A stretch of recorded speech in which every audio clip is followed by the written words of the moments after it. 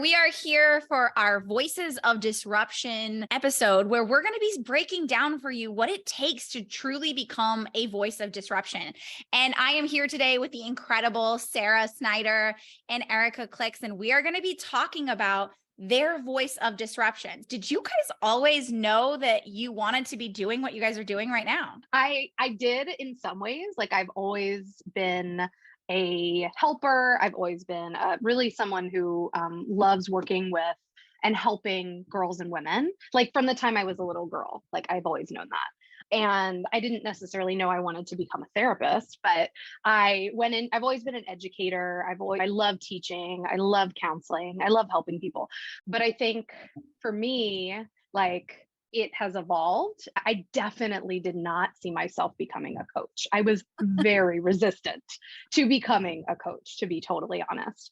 But there have been like so many sort of shifts and steps and zigzags along the way that have led me to this point, and I wouldn't change any of it. I'm grateful for all of it because I think it's led me exactly to where I need to be and want to be. But I love that you always had an inclination towards this. Like you may not have realized it as a therapist, as a coach, but you had something that kind of drove you towards where you were. And I think that's really amazing. And some people will definitely associate with that. Like I know for me, I didn't have that, right? Like I wasn't a kid who was like, I want to be a really great like marketing and strategist. But I love that you did. And I think that's so powerful because all of our stories are essentially what bring us to where we are. So I love that that was your side of how you got to this. So Erika, share with us a little bit about your side of it. Yeah. So today I am a job search strategist for people in the tech industry, but I went to school to be an actor. Wow. That's awesome. But I love theater growing up. But I always was creating something new. I was creating theater troupes. I was creating workshops for people. I was like creating clubs, whatever it was. I wanted to create and to guide people through experiences. So totally different. I fell into my journey in tech and became a recruiter. And then I was working with people on like companies to help them hire people. And I'm sure we will get into how I switched teams. But the thing that I always saw as a thread was that I was passionate about what people were passionate about.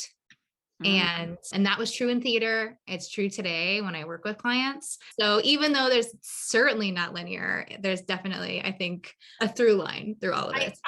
And that's what's really powerful, right? Is it's not always linear. That's why I was like, it's funny that Sarah had had a linear pathway and you and I didn't, right? Like my pathway was the same where I was like, I always liked writing and I always loved psychology. And those two things were always something that like I found myself gravitating towards. If you would have asked me when I was like 15 or 20 that I was going to be a business strategist and working with female entrepreneurs and small businesses, I would have laughed and been like, oh, that's not me. I'm not going to do that.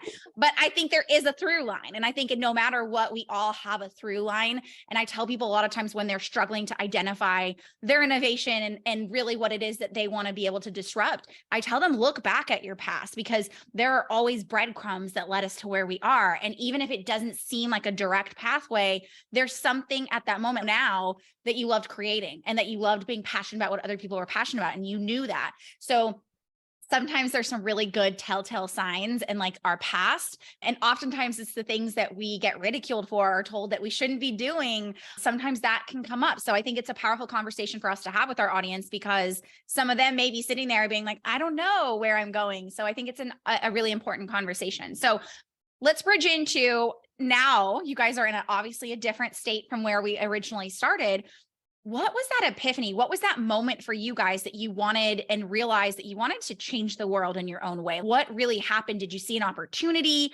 Did something happen in your life? Share with us a little bit about your story about why you decided innovation and like disruption was an important thing for you. Sure. Yeah. Okay. So I would just say this, so for me, like I actually got my bachelor's degree in exercise and sports science, which at the time wanted to be a physical therapist. So it wasn't necessarily linear. Like I actually wanted to say that it was pretty zigzaggy for me in the sense that I was really passionate about like the body and physiology and all that stuff.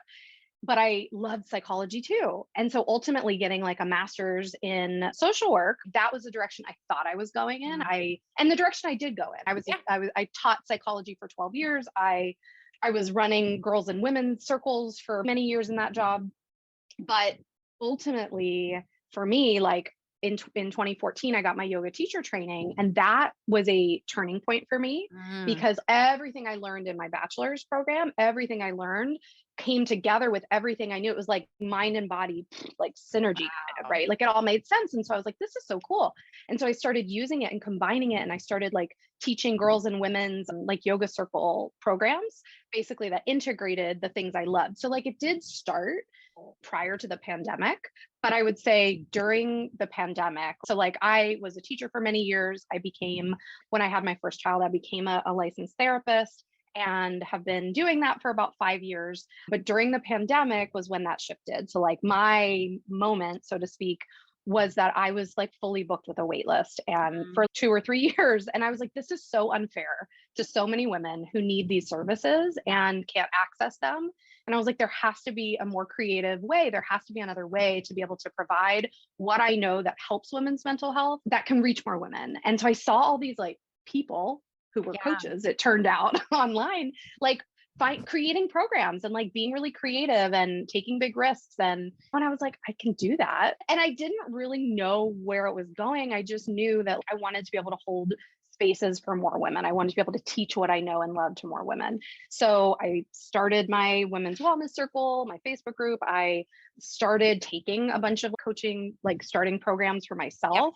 But I would say it all evolved ultimately. And as I started figuring out how to put words to what I wanted to do and teach, that's where you came in. That's where we started to cross paths.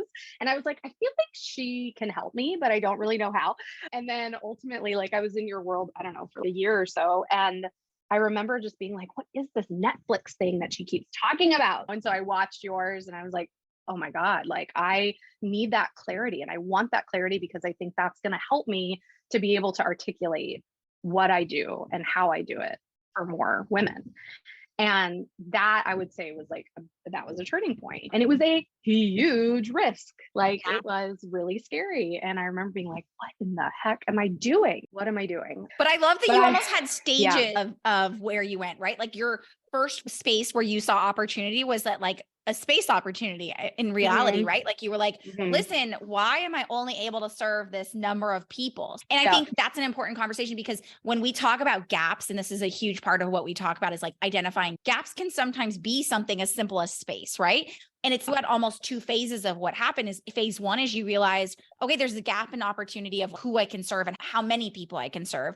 And then you took it one step further to start realizing even then in the service that you were doing with your clients as a therapist, you were limited to how deep you could take it, like the yoga and all these other things you had started to learn and like the somatic pieces of bringing your body into it. So you almost went through 2 phases of developing your disruption. And I think that's another super important thing because I think sometimes we think of it all happening just at once. And oh my gosh, I wake up one day and I know exactly what I'm meant for and everything's going to be perfect. This is what people think, right? We all think this because that's what we see on the outside. We see the stop that happened after every like revolution and evolution that we went through.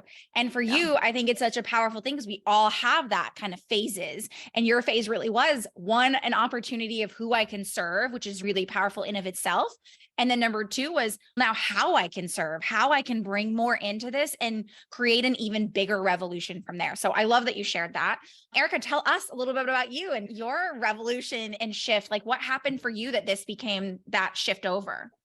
Yeah, mine was absolutely in phases too, because I started out acting way back in the day, skipped to being a recruiter in the tech industry for 10 years before I started doing this. And I was 1 foot in and 1 foot out. I was a recruiter while I started this business as well. But I saw when I was in my job, first off, I was fed up with lots of things in my job.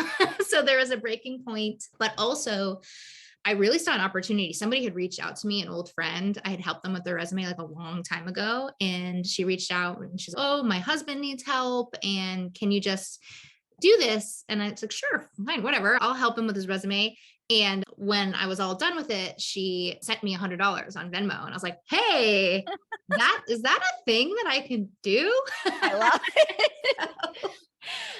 Which just opened up this idea of, oh, this could be a real feasible business. And then I could not get the idea out of my head.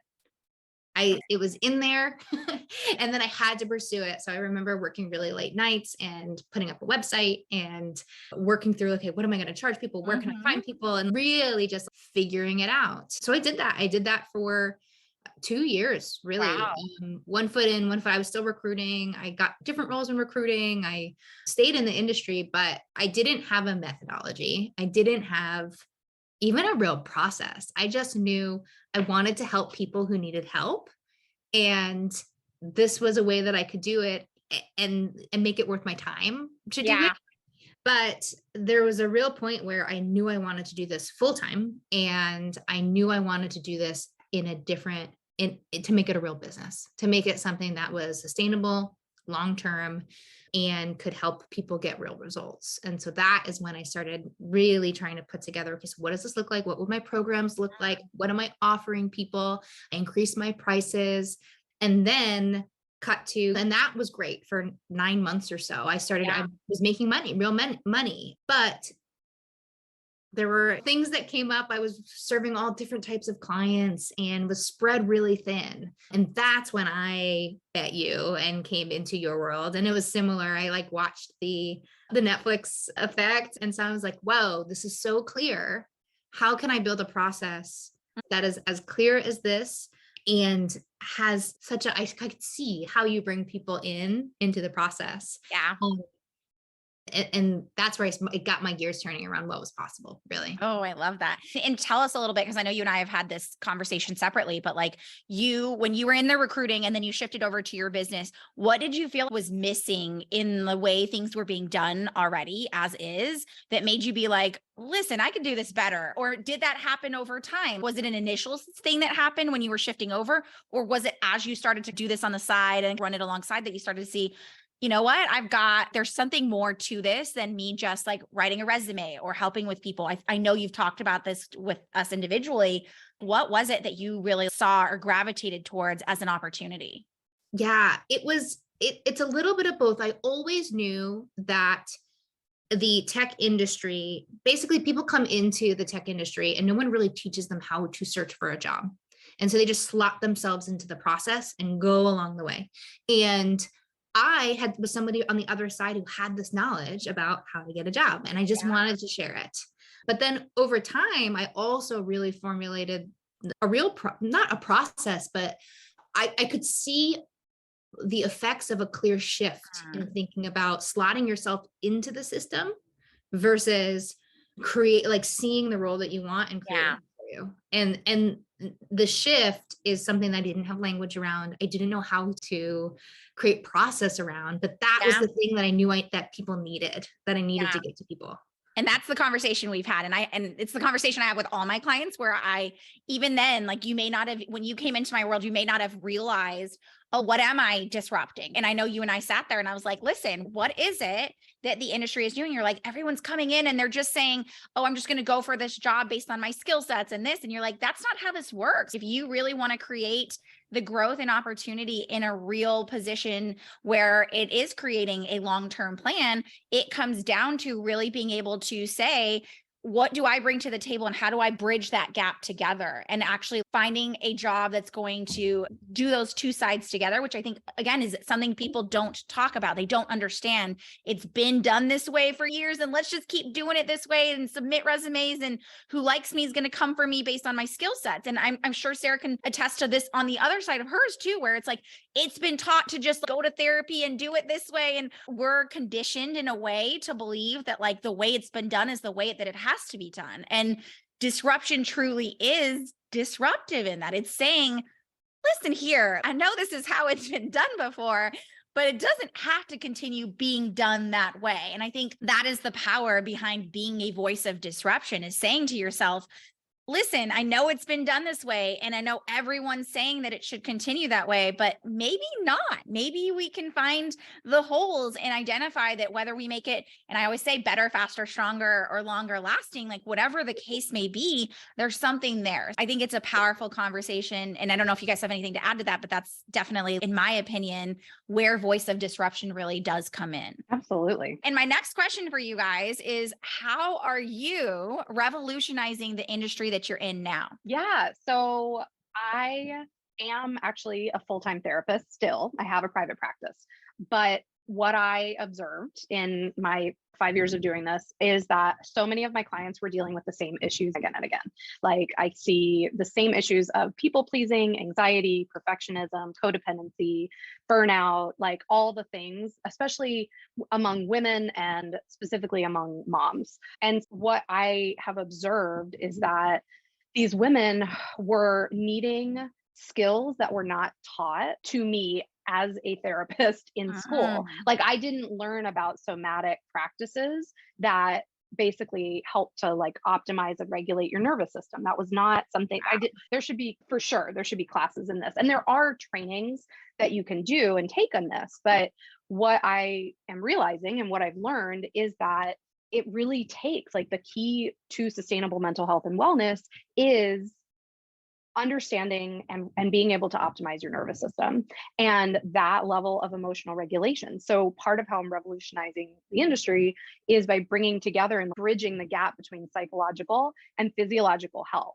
right? So that we can ultimately help my clients to create their own personal paradise. That's where my embodied paradise method comes in. This idea of really being able to access and activate that internal sanctuary that exists within all of us. But if we don't learn how to do that, how to access and like tap into that, really that part of ourselves, that's who we are. I love the metaphor of a coconut and this idea of we get weighted down by these really rough, like hardened, dysregulated outer layers of stress from all the things in our life. In fact, I was talking to a client yesterday. So whether that be dealing with aging parents, dealing with the stress of our kids in school and like whatever, or the stress from fighting with a partner, whatever it is, we get really bogged down and weighted down by all those layers. And so part of what I'm doing is really teaching my clients how to crack open the coconut to access that like elite, juicy, inner, divine, wise, authentic part of themselves that just gets buried beneath all the stress and anxiety. And I have not seen others talking about this. I, to be totally honest, was really initially not, I would say fearful, but also nervous to put this out there because I didn't know what the response was going to be from my colleagues. I didn't know and also so much of what I'm teaching, my little tagline is like, what therapy never taught you. And that's what I'm ultimately providing. And I remember Naz, you telling me like, Sarah, you got to shake shit up. Like you got to be willing to put it out there and don't be afraid to be disruptive. And that was a leap for me initially. That was really hard and pretty terrifying at first. But now I see the response that I'm getting and nothing but support from friends, family, colleagues, like people just being like, wow, that's brilliant. Yes, that's exactly it. So it's been a process of being able to articulate that and nail my methodology so that I actually can help my clients to embody that elite version of themselves. Oh my gosh, I love that. And everything you said resonates so much. And I think with everyone listening as well, because I think there's two things that you mentioned there, like revolutionizing your industry is not easy. There's ways to make it easier, but it's not easy. And not just from the external standpoint of the actions we have to take, but from the internal standpoint of you're willing to shake shit up. You're willing to go against the grain of the status quo of the way things are doing. And especially for you who you were operating and currently are operating in that industry. And I remember when we even talked about sharing your message outside of your Facebook group, you're like, but Naz, there's people, there's colleagues in my personal world that are going to be like, what is she talking about? And in one step further, when I said, let's talk about the stuff your therapist didn't say, and you're like, but Naz, I'm a therapist. And I want to be really honest because there is this external and internal situation that we have to go through. There's some roughage we have to move through, and revolutionizing an industry does require us to have that resilience and have that grit, but have a conviction. And I think that's a really important factor. And the fact that you were willing to revolutionize the industry because you recognize the need, because I think that's the other thing, is it's not from a place of polarity, right? I just want to be polarizing. I just want to be this person who goes against the grain because I think it's fun. That's what people think of with disruption. And I think it's such a negative effect, when in reality, disruption comes from need. Disruption comes from this opportunity to serve and revolutionize and create change that needed to be there. I love that you shared that. So Erika, share with us about you. How are you revolutionizing the industry that you're in? Yeah. So there have been career coaches, job search helpers, resume writers, whatever, since the beginning of time, since the beginning of jobs. There have been people to help you with that. And they all teach folks about how to write a resume, how to write your LinkedIn, how to present yourself, how to look at jobs. And it's very black and white. It always starts with the stuff. And I teach folks that don't start with the stuff. Starting with the stuff is basically putting you on the back foot, because you're setting yourself up to just be another resume in the stack, basically, which is a phrase that you gave to me, which is so helpful. But it's a great visual, right? Of just like, you're doing the same thing everybody else is doing. And the same thing everybody else is doing, you're going to get the same results. You might get lucky, you might get a job, but if you really want to forge your own path within an industry and to climb up the leadership ranks, which is the folks that I work with, is folks who have ambitions and have goals. They need a clear path to get there. And so for the folks that I work with, it's really about having clarity around what that path looks like, and then taking the steps, defining who they are, why they are so good at what they do, being able to amplify that. That's like the second phase of our methodology. And then really building the connections, earning the trust in the industry in order to make it happen. It's called the inevitable edge method. And I am like, every step of it really falls into place so that when somebody gets to the end of their job search or their career journey, all those pieces really line up. I love that. And I think a clear factor of what you shared is we've been taught for a really long time that when we go into a job, it's just about these external things, just go through this process and do this. And what you're saying is, listen, if you want to really create an inevitable edge, if you want to be able to jump into this opportunity and forge your own pathway, you've got to go deeper than that and bringing that out. And I think it's a matter of really understanding that there is this bridge between who you are and what you bring to the table and what a company wants. And I think that's what you do really freaking well, is you recognize that. And one of the things we even had a conversation recently about is I was telling you, I think that your methodology is so much bigger than just us landing a job, right? It's not, yes, it's going to get you the job. And yes, it's going to give you this opportunity where you're truly changing your life because you're creating this new space, but also you're teaching people how to be better at what they do and be better leaders. That is what ultimately they're going into, is this new space of whatever form of leadership, because your inevitable edge is teaching them the foundation of those factors as well. So I think that there's so much you bring to the table in that, and so much revolution that happens in teaching people how to lead and teaching people how to step up as their own, like what they bring to the table, that is not being done in this industry right now. So I think that's powerful. All right. My next question for you guys is, what do you think it takes to be revolutionary and be disruptive? What do you think somebody needs to be able to do or accomplish or have in order to take that stand? I think there's a couple of things. One, the biggest thing is courage to do it. Honestly,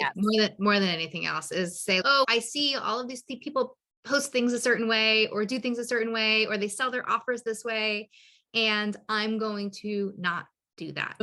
And then I honestly think the other one is really about being comfortable. I had a similar experience to Sarah. So I've been as a recruiter for 10 years. There are people in my audience on my LinkedIn who expect me to be a certain way and do a certain thing.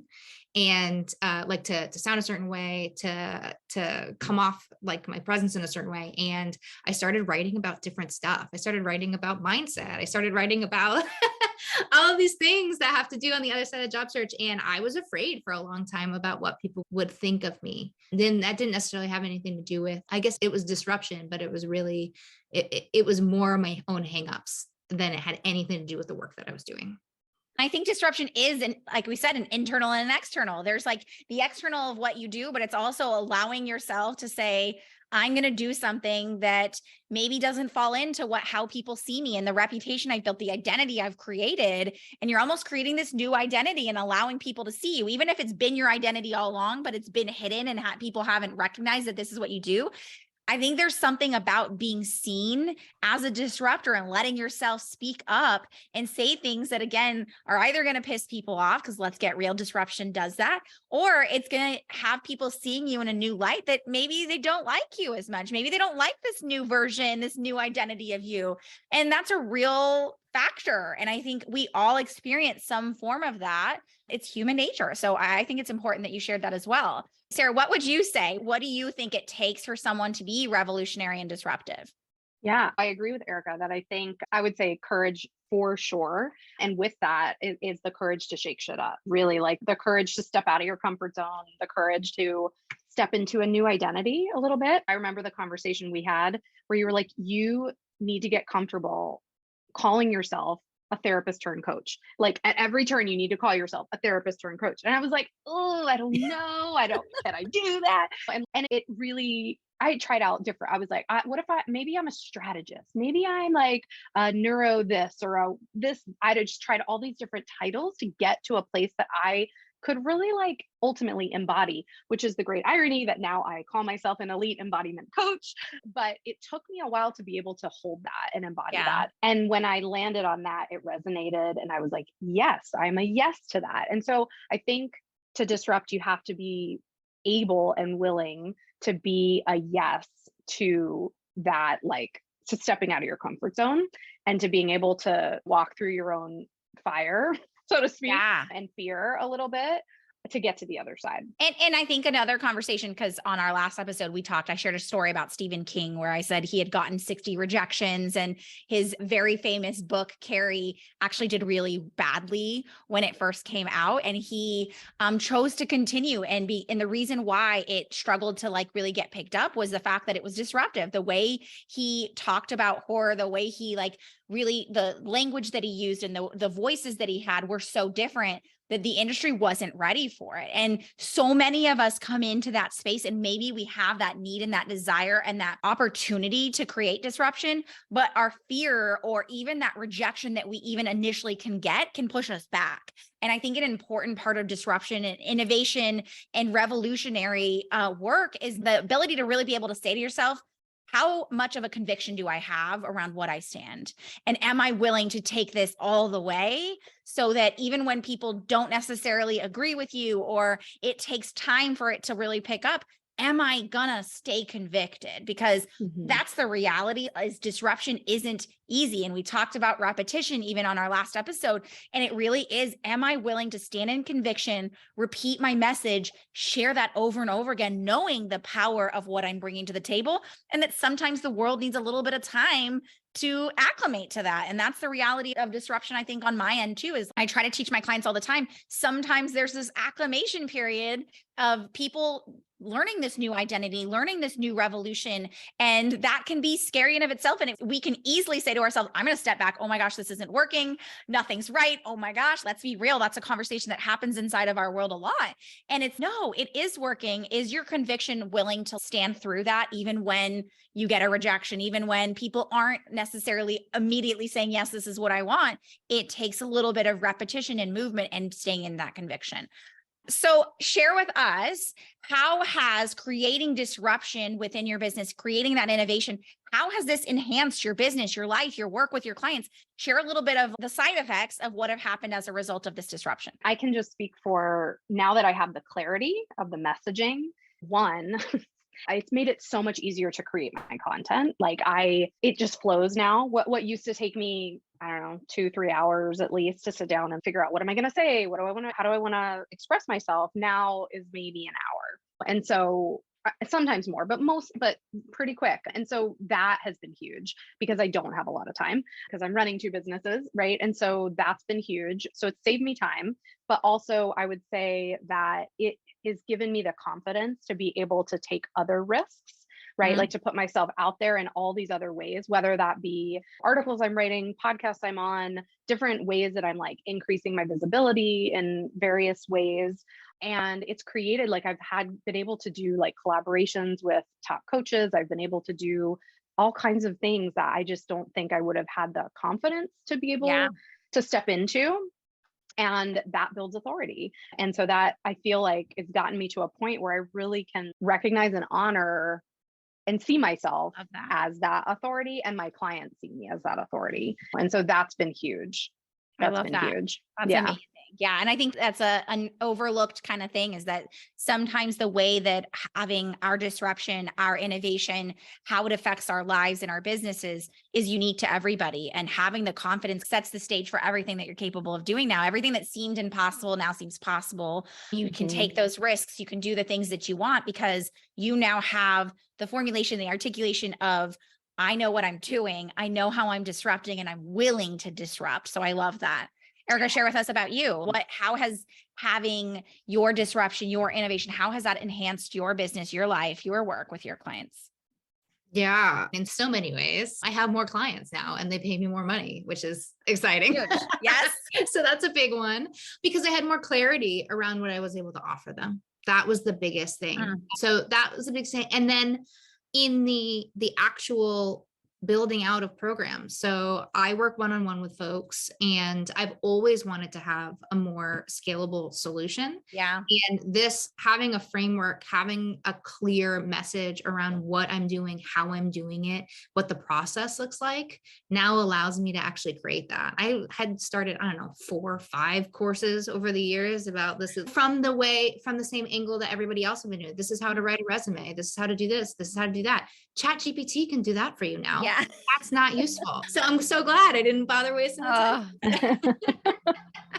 So true. And I think that is a big thing. Like when our version of creating disruption, our version of creating that opportunity to revolutionize is through methodology, right? There's a lot of ways to do things. And my way that I've brought to market to my clients is creating their innovative gap methodology. And the reason why is because it isn't just the language. Like it is, we talk a lot about the message. We do talk a lot about the language around it, and it is marketing, but I think there's so much more to it, which all of us have alluded to here, is that like your methodology is the foundation. It's the manifesto of your life's work. It is literally and figuratively, like we are creating an entire intellectual property and method that it houses and encompasses what you truly do, how you do it, and why that's important. And I think so much of the industry, if we're talking revolutionizing, so much of the industry skips that step. They're so into, I'm just going to help you do this thing, right? I'm going to help you write a resume. I'm going to help you get mental clarity, whatever, all these different things. But we don't recognize that it's actually in identifying the gap first and foremost, which all of you guys have done, but also being able to say, but I'm going to go one step further and say, how am I innovating in how I do it? I'm actually going to create that. And your methodology creates the marketing, creates that message, creates the sales and all that, but it gives life to your offers. It gives life to what your life's work has been, that's been maybe undercover for so long. And I tell people all the time, I was like, you can't understand methodology until you do methodology. So many people teach like offer frameworks. And I'm like, those are great things. And don't get me wrong, they're important in a business.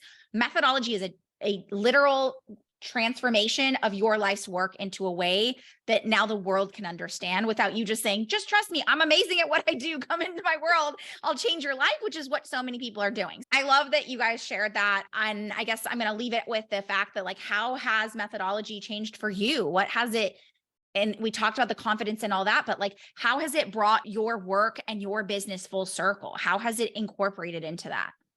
Tough question, I know. For me, it's allowed me to think bigger about my business. I can think bigger about my business. I can think about, it's not just me serving clients. Yes. This is now a living, breathing thing separate from me. And I can build a whole, like an ecosystem around it, which those are seeds that are just starting to be sown. And I'm just so excited about what that future can look like. But I think that's huge. I think what you said is what so many of us are feeling, is that all of a sudden we see ourselves as so much bigger than the roles that we took on before, because you're able to see your revolution and your method from a whole new standpoint. And I know all of you, and as well as like others who have been through the program even, will sit back and say, damn, I'm really good at what I do. Look at what I'm doing. And I think, to me, I love that when I hear you guys say that, because I can see it for you. And I'm sure your clients have been able to see it for you, but finally getting to the point where you see it for you and now can share it with the world and they see it for you, like total game changer. So I love that you said that, because I do think seeing it for yourself is just a whole other ball game. So Sarah, how about for you? I think everything has up leveled and is still in the process of up leveling, but everything is exponentially growing. And I remember at one point, Naz, you said something to the effect of that, like, you operate your business almost as if you're operating from who you are in the future. Mm-hmm. And like that has become my new motto. And it's terrifying. It's terrifying, but it is also how I'm growing. Yeah. And it's how I'm taking risks and how my business is expanding. So I think that mindset shift has also allowed me to open myself and allow for this expansion to take place, this up leveling. I love that. And I think that's the power, right? Is like we create disruption, and then it starts to be like, okay, this disruption is really cool. I'm doing something amazing. And then you start to see, I can actually make a revolution happen here. I can change like the entire industry and the entire world. And I think it does happen in these stair steps of going through that process. And on the other side, when you're out there, you literally start to see, no, I want bigger, I want more. And it's not even from a standpoint of like just the financial aspect. I think that's powerful. And I always say that's like a side effect, but ultimately it's, I have the power now to do something really incredible in this world. Where I tell you guys, like, it's you being on the cover of Forbes magazine, you being on a stage where everyone's sitting there and saying, you've changed my life. That is what we're here for. So I think it's a super powerful piece of the puzzle that becomes almost unexpected. And you probably wouldn't, if I had told you at the beginning, that's the way it's going to be, no one would have believed me anyways. It's happening over time in order to get to that place. So I'm just going to end it with, if you guys want to share where people can learn more about your revolutions, your disruption, how can they learn more about you? Absolutely. So they can go to my website, aboundingcircles.com. You can watch my bingeable, my mini series, and learn all about the embodied paradise method. You can join my Facebook group, the Women's Wellness Circle, and and I also welcome you reaching out with any questions or anything that I can support you with, whether that be joining my mental health book club or joining my Abounding Woman program. Love it. And how about you, Erika? And we'll link all of this in the show notes, guys, but just, I want to have them share it as well. Yeah. And I am Erika Klics. I'm erikaklics.com. I'm Erika Klics on LinkedIn. That's about it. I'm all over. You can find me. I'm the only Erika Klics besides my grandmother who's not on LinkedIn. So you'll be able to find me. I love it. I love that. That's so perfect. And for those of you guys who are listening and you're thinking to yourself, I want to create my own disruption. I want to be able to create a revolution. Even if you don't know where to start or you're not sure that you have the components of what it takes, I want to invite you to, one, check out my bingeable mini series at ecsleads.com, where you can learn more about how I support my clients in doing this. Or if you're ready to take that next step and learn about how I can help you develop your methodology and build out the client acquisition system that allows you to bring that methodology to life, go ahead and book a call with me at ecsleads.com/call. But I just want to thank you both for being here. This has been incredible. And I know for all of you who are listening, I want you to walk away and recognize that being a voice of disruption starts with you. It starts with you taking that chance and recognizing the opportunity in this world, and that your revolution and changing the world starts with one person, and that one person is you. Thank you guys all for being here, and thanks for keeping it real.